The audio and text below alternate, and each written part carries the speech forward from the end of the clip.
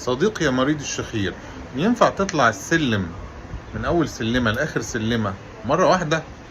مينفعش، لازم في درجات، في ستيبس تدريجية عشان تقدر توصل للقمة.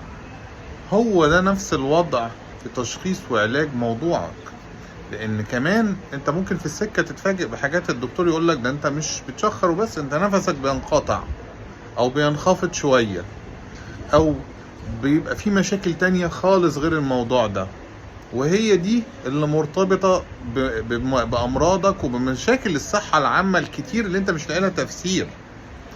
فخليك ماشي مع دكتورك واحدة واحدة، وخليك فاهم كويس قوي ان الشخير والاختناق اثناء النوم مرض ليه علاج، مش شرط يبقى بأدوية، ممكن أجهزة، ممكن جدا عمليات.